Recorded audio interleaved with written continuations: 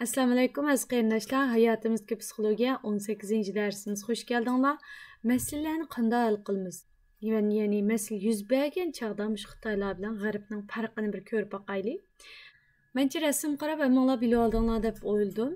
Ya'ni qora yumaloqning ichida turgan masala bo'lsa, ya'ni biz insonlar bir masalaga uchirgan vaqtimizda sol tarafdagilar bo'lsa g'arbliklarniki masala hal qilish usuli, ya'ni bu yumaloqni besib o'tdi. Ya'ni bu masalani besib o'tdi deganlik shu hal qilib o'tdi deganlik. Ya'ni bu yerda mayli chiqish yo'li bo'lsin, bo'lmasin, mangdigan yo'l bo'lsin, bo'lmasin, buningga bir amal qildi. O'ng tarafdagi bo'lsa agib o'tdi. Bu o'ng tarafdagi albatta Xitoyniki masala hal qilish usuli, sol tarafdagisi g'arbning masala hal qilish usuli. Bu Torlarda sizlarcha ko'rgan bo'lishinglar mumkin. Nurg'un yerlarda shundoq Xitoylar bilan g'arbliklarniki tafakkur qilish bo'lsin, masala hal qilish bo'lsin, har jihatdagi farqini shundoq rasmlarda o'tirib qo'yilgan ekan. Bu rasmni chiqarishimga sabab bo'lsa, biz nimalarimizni 10 necha yildek Xitoyniki ma'rif ostida o'qib kelganligimiz uchun yoki Xitoyniki boshqarish sistemasida turib kelganligimiz uchun bilib bilmay Xitoyniki masala hal qilish usuli aniqli bizga ta'sir qildi. Aniqli bizning masala hal qilish usulimizga ta'sir qildi. Agar biz ularning sistemasida o'qigan bo'lsak, aniqli bizning masala hal qilishni o'rganish choralarimiz bo'lsin, shu usullarimiz bo'lsin, hammasi shu Xitoyning uslubi bo'yicha bo'ldi.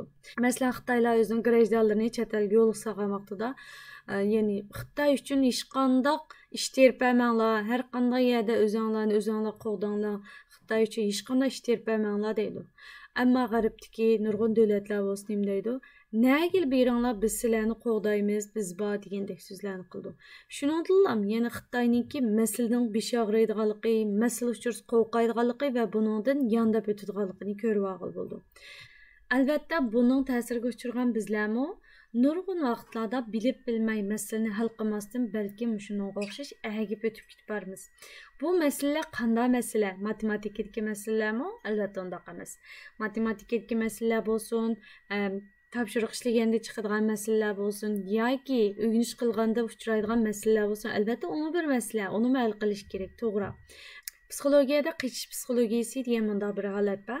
Boyagi rasmni ko'rganimizdek, kishilar u masalani hal qilmasdan yondab o'tib ketdi. Yondab o'tib ketdi deganlik dal bu masaladan qochdi. Uni yondigan holda u masalani tashlab qo'ydi.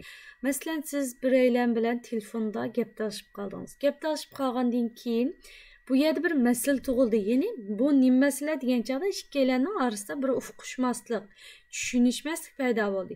Bu vaqtda bizning hal qilish choramiz agar telefonni itib etish, hatta xo'shmi demasdan telefonni itib etish yoki WhatsAppda gaptalashib qolgan bo'lsak, qora tizimlikka tiqib etish bo'lsa, bu dal qichish bo'ldi.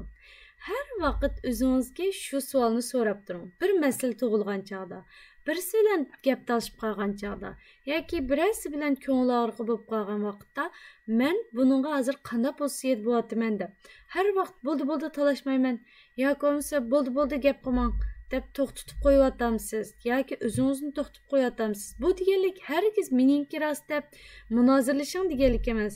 Balki sovuqqonlik bilan o'ltirib, bu soat nima bo'lib ketdi? Biz bu ishni asli bundoq qilsaqmi bo'ldi degandek bir o'ylanmasdan gaptalashyotamsiz yoki bo'lmasa butunlay telefonni biroq etib boramsiz yoki bo'lmasa urushib ketib boramsiz yoki bo'lmasa biroqla munosabatni uzib etib boramsiz. Mushlarning hammasi qichish psixologiyasiga kirdi. Bizning masalani hal qilishda amaliyotda choralarimiz nurg'un bo'lishi mumkin, lekin bularning hammasiga albatta sovuqqonlik bilan muomala qilish kerak. Nemish ba'zi odamlar masala hal qilishdan qochadi? Bu ba'zi odamlar balkim bolalik vaqtida uchirgan masalani cho'nglar hal qilayotganligi uchun masala hal qilish iqtidori tuvan bo'lishi mumkin. Biz cho'nglar nurg'un vaqtlarda bolalarning masalani hal qila olmaydi, shu men hal qilish beray, shu men qilish beray deb turib yordamlashimiz. Amaliyotda bolalar 2 yoshidan boshlab masalani tedrici holda hal qilish iqtidoriga ega bo'ldi. Ya'ni nurg'unlagan kichik masalalarni albatta o'zi asta-asta hal qila oladiki, cho'ngroq masalalar uchraganda ularni hal qilishga tirishib boqadi. Montessori ma'rifida nayt da'liq bir so'z bor.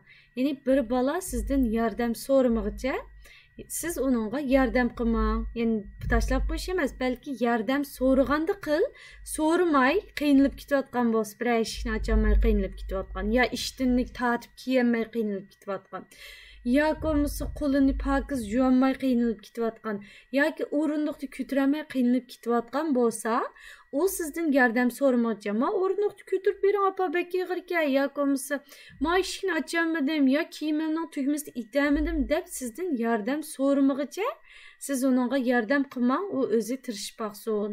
Ya'ni biz har vaqt bu yordam muhtojga men qilib o'tay, yoki bo'lmasa bu hozir masalaga duchor bo'libdi, men buni hal qilib o'tay deb biz hal qilish berganligimiz uchun kichik bolalarga bu bola cho'ng bo'lgan vaqtda masala iqtidorini tutuvan bo'ldi va uchurgan masalalarni hal qilolmaganlik uchun o'ziga bisimib kelganligi uchun masala hal qilishdan qochadi. Ondan o'ziga ishonmaslikmi masala hal qilolmaslikniki yoki bo'lmasa masaladan qichishniki sabablarining birisi. Nurg'un odamlar bu o'ziga ishonmaslik psixikasining ta'siriga ko'p uchrayotdi. Inshaalloh keyingi darslarimizda bu o'ziga ishonmaslik haqida darslar qilishga Alloh nasib qilsin. Bisimmi masalani hal qilmasdan tashlab qo'yib qechishga sabab bo'lgan omillarning birisi. Bir odam nihoyatda ko'p bisimlarga duch kelib qolsa, yoki bo'lmasa jiddiy bo'lgan bir ishlarga duch kelgan vaqtda o masalani biroq tashlab qo'yib qechishni tanlashi mumkin.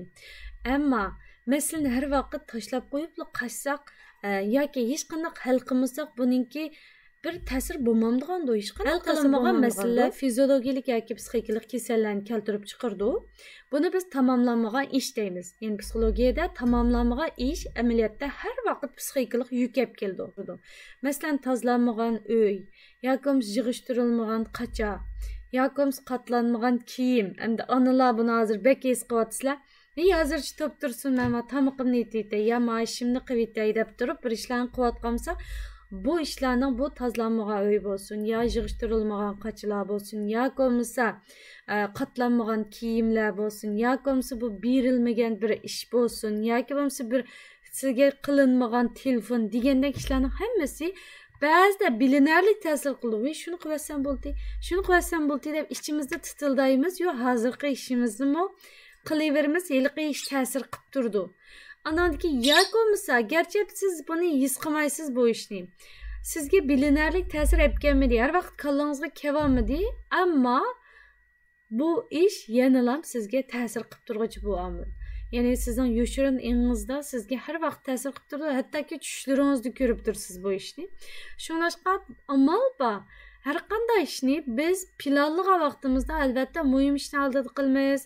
Ondan keyin muhim ishlarni oldida qilamiz, jiddiy ishlarni oldida qilamiz deganimizga o'xshash bo'lgan taqdirdami, amal bor planlab turib, har vaqt agar bir ishlar qilib qolayotgan bo'lsa va bu ishlar sizga ta'sir qilayotgan bo'lsa, demak bu bir cho'ng masala.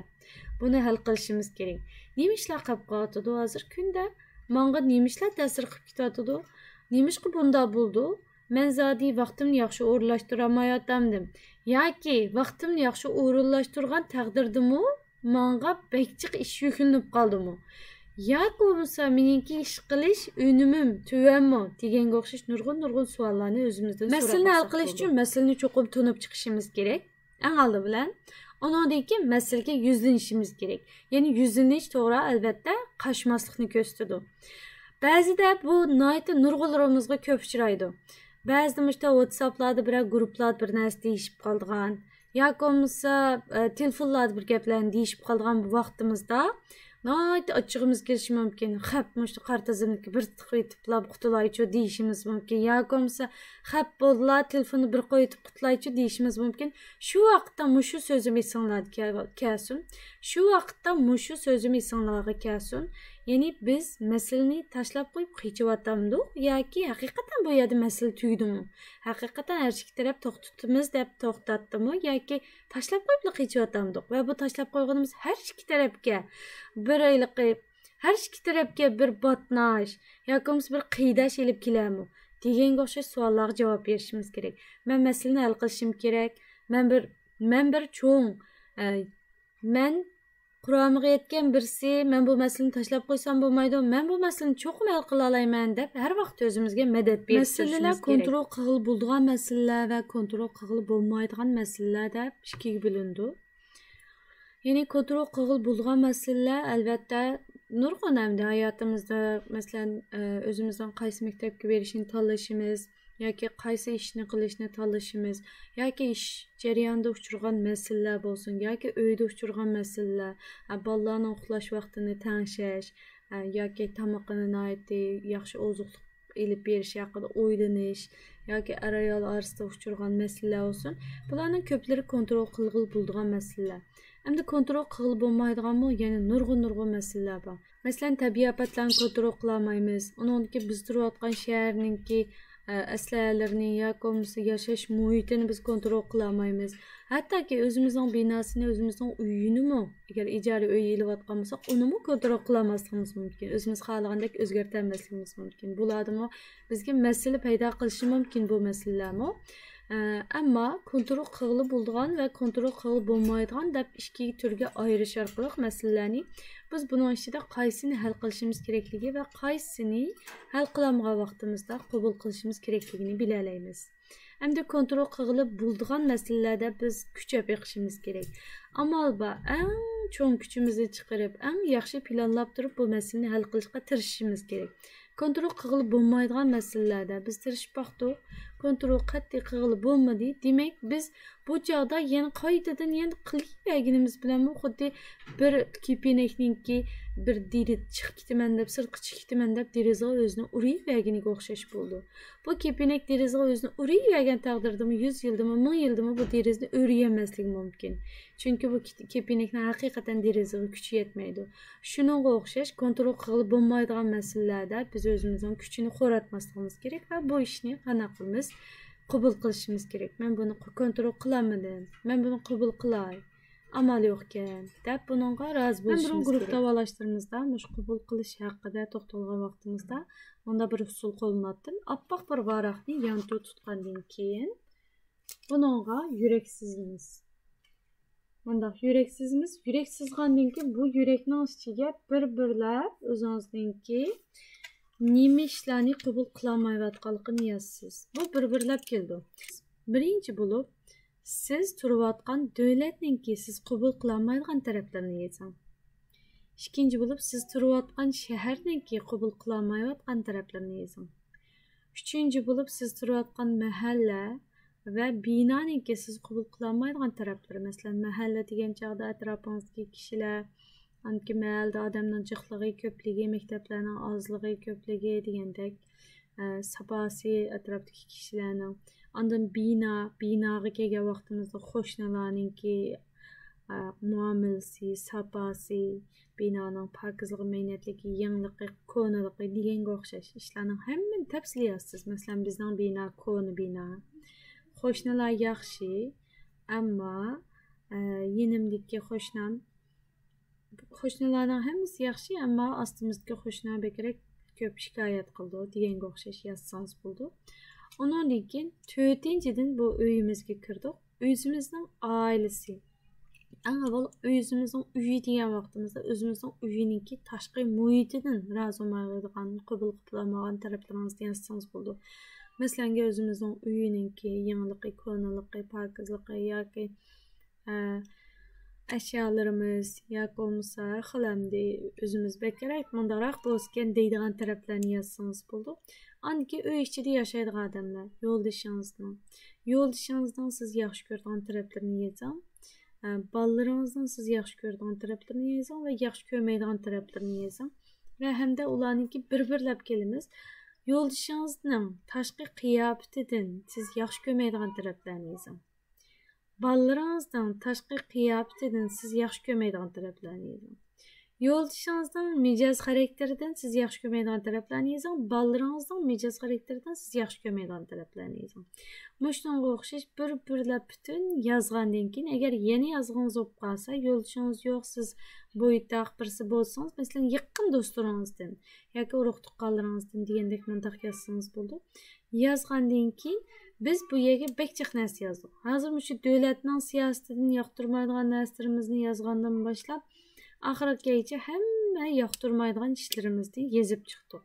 Endi bu ishlarni yana bir qarab chiqib, kontrol qilib bo'ladigan ishlar bo'lsa, siz aytamiz, kontrol qilib bo'lmaydigan ishlar bo'lsa qo'yib qo'yamiz. Yani kontrol qilib bo'lgan ishlar degan vaqtda biz nurg'un masalanga qo'shnilarimizningki muomalasi bizga mundaq qilyotidi, andaq qilyotidi degandek ishlar bo'lsa, bu masalan kontrol qilib bo'lgan ishlar deb qarayman.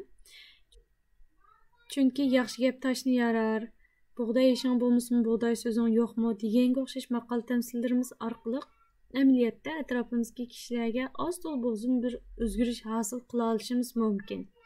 Lekin faqat hal qilamagan vaqtimizda uni sizib etmasakmi bo'ldi inshaalloh. Bir-birlab shunday qilib boqqandan keyin qattiq kontrol qilib bo'lmaydigan masalalar mush yurakning ichida qoldi. Bu sizning yuragingiz. Va bu yurakning ichida qolgan mush kontrol qilib bo'lmaydigan.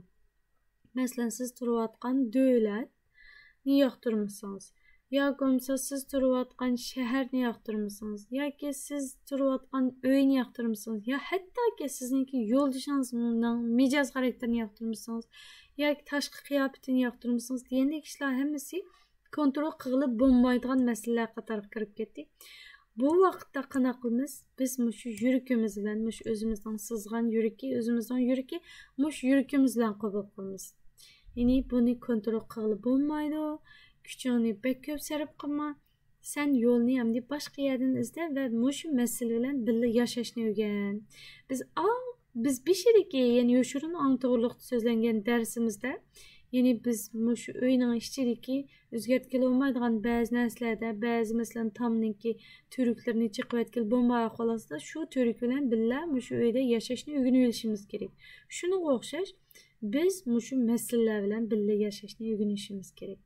Bugungi darsimiz mushayicha olsun. Hammalarga o'zinglarni asranglar. Allohga emanet.